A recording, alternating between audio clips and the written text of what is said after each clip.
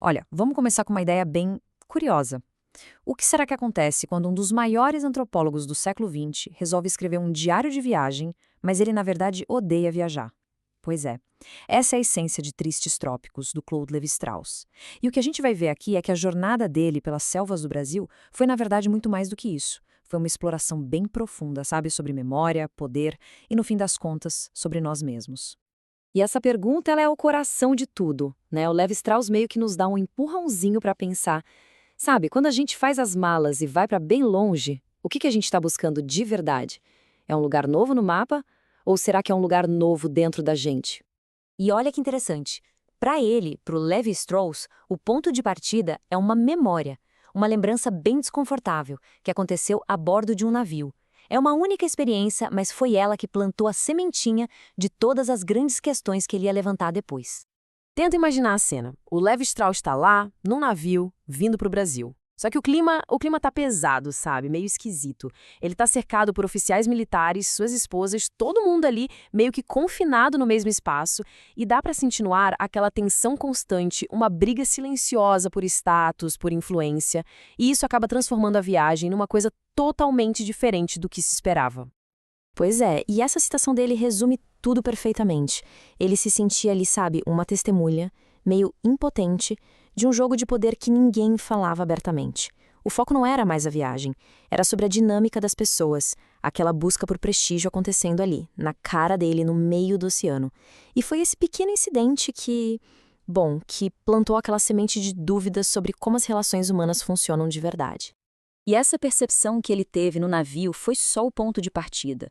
Porque a partir daí, o Levi-Strauss começa a construir uma crítica, e que crítica, hein? Uma crítica demolidora sobre essa nossa ideia moderna do que significa viajar. A gente conhece bem essa promessa, não é verdade? Aquela ideia super romântica de que vamos encontrar um paraíso perdido, uma cultura pura, um lugar onde o tempo parece que parou.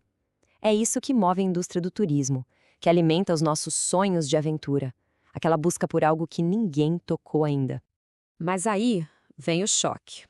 Para o Levi-Strauss, essa busca toda romântica é, na verdade, uma grande farsa. Ele vai argumentar que, em vez de sermos descobridores, nós, os viajantes modernos, muitas vezes somos agentes de destruição.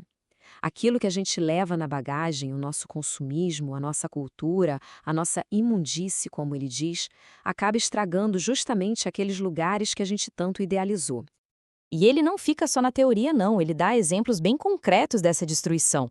Pensa só, ilhas da Polinésia que viraram um mar de cimento de tanto resort, civilizações asiáticas que foram se corrompendo, florestas virgens na África destruídas antes mesmo da gente conseguir entender o que tinha ali. A conclusão dele é brutal. Quanto mais a gente viaja, mais o mundo vai se tornando uma coisa só, uma versão monótona e, bem, estragada de si mesmo. Só que a análise dele não fica só na crítica, não. O Levi-Strauss, então, muda o foco. Ele olha para as culturas indígenas que ele estudou e encontra uma coisa fascinante ali. Uma resposta que já existia há muito tempo para uma busca que é super moderna, o tal do rito de passagem. Funciona assim. Em algumas culturas, essa passagem para a vida adulta não é uma coisa que simplesmente acontece. Não. É um processo super estruturado, uma verdadeira aprovação. E o objetivo é muito claro. É forjar a identidade daquele jovem, definir qual vai ser o papel dele na comunidade. E isso vale para o resto da vida.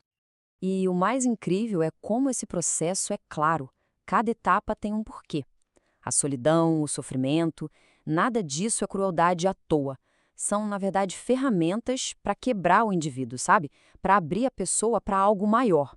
A tal da visão que o jovem busca vai dar tudo para ele: um nome, um protetor e, talvez o mais importante de tudo, um lugar bem definido no mundo. E aí a gente chega numa comparação que é, no mínimo, fascinante. De um lado, o jovem indígena, que passa por essa provação super difícil, mas ele está amparado pela cultura.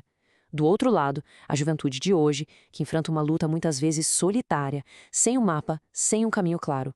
É uma busca individual por poder, por um lugar no mundo, só que sem as garantias, sem o apoio da tradição. E o resultado disso tudo? Incerteza.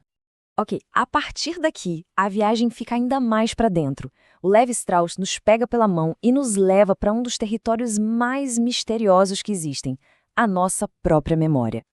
Pensa um pouco. A gente costuma confiar nas nossas memórias como se elas fossem, sei lá, uma gravação perfeita do que aconteceu, né? Mas, e se não forem? O Levi-Strauss sugere que a verdade é uma coisa bem mais instável. E para explicar isso, ele usa uma metáfora muito poderosa. Imagina um líquido meio turvo, e ali dentro as lembranças estão flutuando, se dissolvendo, se misturando umas com as outras. As formas se perdem, vira uma confusão. Ou seja, o passado não é uma foto nítida, é essa mistura, essa coisa turva que não para de se mexer. E aí vem o ponto central da ideia dele. Esquecer não é só perder uma informação, é um processo ativo.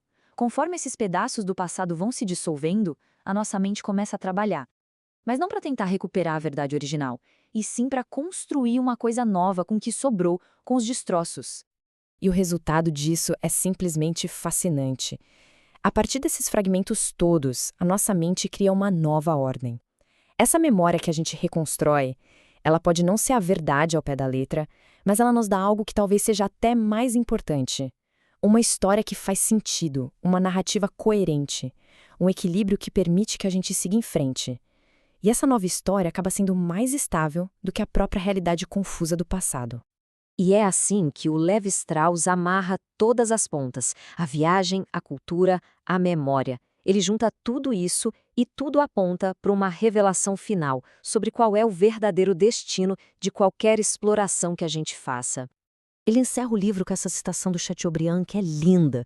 A mensagem é profunda. A verdadeira paisagem que a gente habita não é a que está do lado de fora, é a que está do lado de dentro.